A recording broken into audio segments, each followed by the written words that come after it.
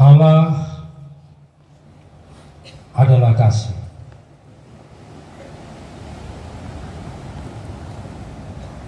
Pater Poli Jubilaris yang berbahagia, rekan-rekan imam, hadir Pater Provinsial Ruteng, Pater Provinsial Wakil Provinsial Brasil Tengah, Romo Vikat, Pastor Paroki,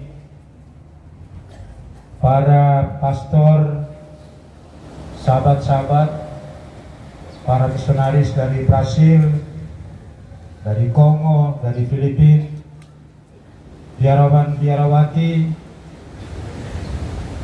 Mama Maksima dan keluarga, umat Allah, baik yang Katolik dan Muslim yang terkasih. Kita berkumpul untuk bersyukur, untuk bergembira karena perayaan Perak Imamat anak kita Polikarpus Rangga SPD. Kita rayakan ini sebagai satu keluarga besar umat Paroki Hati Kudus Maunori yang mencakupi Udu Ngera, Ekon Penggah, Udu Bengkeli, Kali Besi. Kita merayakan sebagai anggota keluarga besar umat Allah dari stasi Santa Clara Niodede dengan kampung-kampung adatnya Udu Mudamali Eko Kota Oja Udu Watu Diti Eko Pekatadu Udi Udu Watu Mere Eko Bubudewa Bedo Kodinggi Mondai. Dan kita juga lebih khusus bersatu sebagai anggota keluarga besar Anambu ko Embu Domusina, Embu Ranggawea, Embu Tanerangga, Neelangga, Ne Tanduk, tapi Waibea. Karena itu simbol leluhur kita yang berani, heroik, tapi berhati emas. Maka karena itu Pater Senaris kita Anton Baker SPD mengambil nama Ranggawea. Dan leluhur-leluhur inilah yang menurunkan Jubilaris dan semua rekan-rekan imam sanak kerabat yang bernama Rangga Ewea. Umat sekalian, kita bergembira karena rahmat panggilan khusus ini dan perayaan syukur atas imamat, tapi terlebih khusus lagi sebagai imam misionaris, imam yang menguduskan, nabi yang mengajar, dan raja yang memimpin. Suatu tugas yang sangat mulia dari berbagai aspek dijalankan oleh misionaris kita dan oleh semua orang yang mendapat panggilan khusus. Dan semua keutamaan yang dijalankan ini diambil inspirasinya dari kitab suci, baik dalam perjanjian lama maupun perjanjian baru. Dalam perjanjian lama kita mengenal para nabi, Nabi Musa, Nabi Yeremia, Nabi Amos, dan nabi-nabi lain. Dan para nabi itu dipanggil oleh Tuhan untuk membebaskan umatnya, menyelamatkan umatnya dari penderitaan, kesengsaraan, termasuk Musa membebaskan umat Israel dari penjajahan kekuasaan otoriter Farao di Mesir. Nabi Amos diutus, dipanggil sebagai nabi untuk mengawaskan para pemimpin di Israel Utara yang kaya dan berkuasa, tapi memerintah secara tidak adil dengan menindas orang-orang kecil. Dalam perjanjian baru kita mengetahui para rasul, 12 rasul, dipanggil untuk mengikuti Yesus dan melanjutkan kabar gembira, mewartakan kabar keselamatan. Saulus, seorang pembenci orang-orang beriman, kemudian bertobat, dipanggil menjadi rasul juga, menjadi Paulus, abdi Kristus yang penuh kasih. Tapi di samping kitab suci, baik perjanjian lama maupun perjanjian baru, panggilan misioner ini yang khusus ini juga ditimbang inspirasinya dari keluarga, dari leluhur, dari ayah, dari ibu, dari kakak dan adik, tapi juga dari umat Maunori, umat Stasi Clara Niodede, umat di Nua Oda Udu Eko Wodowatu ini, Bedo do Korea ini. Semua itu, apa yang baik yang ditimba itu diungkapkan dalam biasa, sehingga pada waktu masuk perayaan Ekaristi dimulai dengan Bea. Bea berarti penelusuran sejarah hidup seseorang, seseorang di suatu suku, di suatu kampung, di suatu wilayah. Dan di sini Bea untuk jubilaris, ada penelusuran sejarah hidupnya.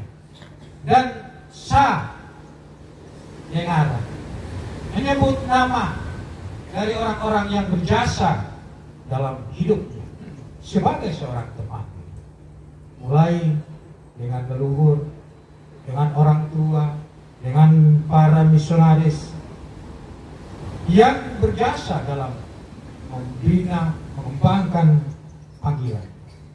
Dan itulah sebenarnya panggilan khusus yang sungguh rahasia, yang mengagumkan, menyelamatkan, panggilan istimewa yang di luar dugaan kita sekali. Misteri. Mengapa disebut misteri panggilan jubilaris ini? Karena di tengah gersangnya panggilan imamat atau hidup membiara paroki Maunori pada masa itu, muncul panggilan-panggilan baru. Pada tahun 1980-an, kita di paroki Maunori hanya punya Pater Sakarias C, Pater Pitwani, Pater Filipus Tule, Romo Bernardus. Setelah itu senyap. Tapi betapa rahasia Allah itu tampak di tengah wilayah kita ini. Muncullah generasi baru, termasuk jubilaris kita ini, baru pada tahun 1989, mengikuti jejak langkah kami para perintis panggilan khusus di wilayah ini.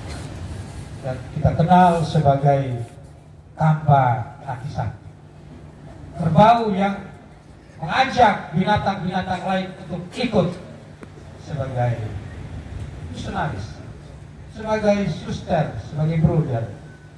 Jadi bagaikan Kamba itu Pater Sakarias C, Kamba Pitwani, Kamba Nandusenu, dan saya sekarang tinggal sebagai Kamba yang masih hidup.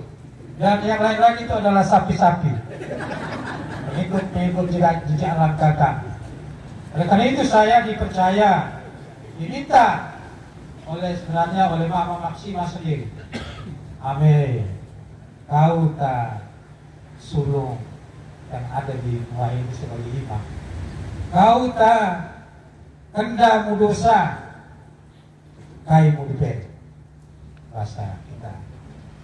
Sulung dalam imamat di wilayah di New Delhi. Maka kami selalu melihat ini suatu mukjizat, suatu rahasia. Mengapa kami dari wilayah ini selalu diberkati Tuhan dengan panggilan? Oleh karena itu, seluruh paroki ini kita sudah mempunyai 40-an imam, dan 11-nya itu dari stasiun Yole. Kita bersyukur. Ini suatu rahasia. Padahal kampung adat Udi Morowatu ini terkenal sebagai kampung yang tidak beragama. Tunore, Deramedo, Palaweda. Tapi justru setelah pekerjaan para misionaris, pastor paroki, guru-guru agama, guru-guru SD yang bekerja sebagai misionaris awal, menjadikan wilayah ini, umat ini berkembang dalam iman dan kepercayaan. Oleh karena itu, selalu saya menyadari bahwa betapa kami para misionaris itu dari wilayah ini itu menimba inspirasi tentang panggilan hidup rohani ini. Pertama memang dari Tuhan Allah, dari kitab suci, tapi dari misionaris-misionaris awam besar di paroki Monori, guru-guru seperti Bapak almarhum Frans Taang, Mama Maksima, Bapak-bapak guru yang senantiasa mendidik dan mengajar dengan penuh pengorbanan dan kesadaran, bahkan dengan kekerasan. Kalau membandingkan dengan metode pendidikan zaman ini, Bapak Frans dulu kalau mengajar selalu dengan acungan. Teko apa? Teko kepok. Kalau tidak tertib, kena kepok. Kalau takut pada kepok, kau berprestasi. Teko apa? Pampadima. Kalau tertib, tidak kena pampadima. Tapi saya jadi lulus SD karena pampadima. Tapi pampadima bentuk apa? Saya 6 bulan mau ikut ujian akhir SD tahun 66. 6 bulan saya tidak sekolah karena sakit malaria. Maka menjelang ujian akhir, guru kepala Benediktus VII bilang, Pak Frans, kau pergi jemput itu di Pustule itu, mau ikut ujian. Pak Frans datang ke rumah saya dari Tenua. Saya masih menggigil begini. Tidak sekolah 6 bulan. Tapi Bapak Guru bilang, ame kotor. Jemput ujian akhir. Saya bilang, iya. Sekolah itu tidak sekolah, mau belajar, tidak belajar, mau ujian bagaimana? Dia bilang, kau tekor ya. Ikat saya dengan poji merah. Tadi, seleka, mama, terima kasih. Poji merah, balsem, saya dituntun masuk kelas. Tapi kau lihat, Pampadima ya, lihat Pampadima.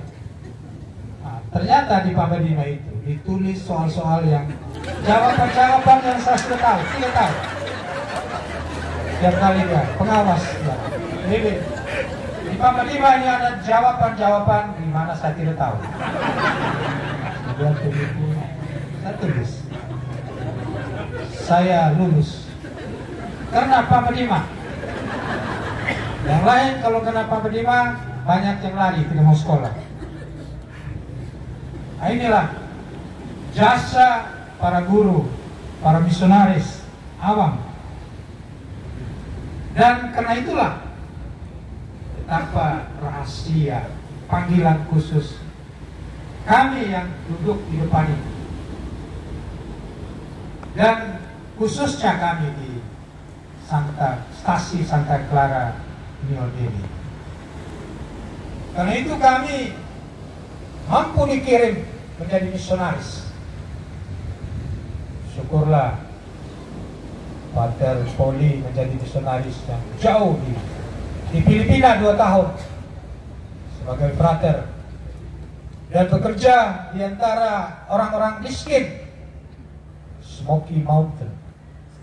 Smoky Mountain artinya gunung sampah yang penuh asap. Sebagai frater 2 tahun, 94 sampai 96. Bekerja di antara orang-orang miskin. Lalu kembali belajar teologi, habiskan, dan dikirim ke Brasil. Brasil yang terkenal dengan bola kaki, juara dunia, tapi sebenarnya banyak juga kemiskinan di kota besar Sao Paulo. Dan Pater misionaris kita bekerja di antara orang-orang miskin, di paroki yang miskin. Dia bekerja juga melayani orang-orang di lembaga pemasyarakatan, penjara, orang-orang beragama apa saja yang ada di sana, orang-orang yang kecil, yang terpinggirkan dan dilupakan. Disitulah menjadi medan kerja misionaris kita, Polikarpus Rangga. Dan di sana dia mengungkapkan kasih, menghayati spiritualitas kasih, murah hati yang seperti diajarkan oleh Yesus dalam perumpamaan tadi, orang Samaria yang baik hati. Dan Poli betul menghayati sebagai misionaris yang penuh kasih dan murah hati di zaman modern seperti ini, di kota-kota besar yang masih ditandai oleh kemiskinan dan ketertinggalan, di tengah dunia zaman ini yang masih ditandai oleh potensi konflik, pertentangan, bahkan peperangan antar agama, antar suku bangsa, perang Ukraina Rusia, perang di Timur Tengah antara kelompok-kelompok radikal Muslim dengan sesama Muslim yang tidak radikal, potensi-potensi konflik yang ada di seluruh dunia, bahkan sampai di Indonesia, antara penganut aliran agama radikalis dengan yang moderat, yang moderasi, yang mau mengambil jalan tengah dan baik-baik. Karena apa? Karena kasih. Karena semua umat beragama itu percaya pada Allah yang Maha Pengasih. Oleh karena itu dalam bacaan-bacaan kitab suci tadi, baik dari perjanjian lama, surat pertama Santo Yohanes, Injil tadi, mengajarkan kita tentang kasih. Dan kasih yang dihayati, diajak oleh Yesus bagi semua orang beriman, bagi kita yang ada di sini, bagi para misionaris, bagi umat Israel. Kalau kita dengar bacaan tadi, hai umat Israel, percayalah Allahmu Esa, Allahmu satu, Allahmu wahid, tauhid. Hai orang beriman Katolik, Kristen, percayalah bahwa Allahmu Esa, satu. hai orang Nagekeo, hai orang Timor, Flores, orang Maunori, Maundai, Nagekeo, percayalah, Allahmu itu esa, satu. Allah yang Maha Pengasih, Allah Al-Mahabbah dalam bahasa orang Katolik, orang Kristen di Arab. Kalau kita di Indonesia, di kalangan Muslim, selalu berteriak dan berdoa menyerukan nama Allah, Allahu Akbar, Allah yang Maha Besar. Tapi Allahu Akbar dekat di dalam hati kita, Allah Al-Mahabbah, Allah yang Maha Pencinta. Dan itulah tema kasih yang diusung oleh Jubilaris menjadi inspirasi karya hidupnya dan karya panggilan kita setiap hari. Karena dengan kasih itulah maka kehidupan kita dalam masyarakat, dalam beragama, bernegara akan jadi satu seperti ini. Menyatu seperti dalam persiapan perayaan syukur ini. Kita rayakan ini bukan di gereja, tapi kita merayakan ini di halaman sekolah Madrasah Sanawiyah bersama saudara dan saudari kita, kerabat kita yang muslim dan muslimat, sebagai panitia, sebagai penyiap, penerima tamu, sebagai bagian daripada kesatuan keluarga yang mengungkapkan rasa syukur, kegembiraan untuk kebahagiaan bersama Jubilaris kita. Oleh karena itu, umat sekalian, Partai Jubilaris, keluarga-keluarga yang mengambil bagian dalam acara syukur ini, kita bersyukur hanya karena kasih Tuhan kita bisa bersatu, berkumpul dan bersyukur pada hari ini. Tapi karena kasih yang kita pahami, yang kita hayati, yang mampu menghimpun kita. Dan semoga semangat kasih Allah ini yang melampaui, melintasi batas-batas agama, suku bangsa, harus senantiasa menjadi semangat kita. Semangat kita yang tinggal di Maundai, di Maunori, di Stasi Santa Clara, di Kampung Adat, di Bego Morowali, menginspirasi Anda sekalian, tapi menginspirasi kami yang diutus menjadi misionaris ke mancanegara. Kenapa? Kami adalah misionaris-misionaris yang miskin, berasal dari negara miskin, dari desa dan kampung adat yang miskin, bermisi di tempat-tempat miskin. Dan apa yang kita bawa, yang kami bawa atas namamu, ialah kemiskinan.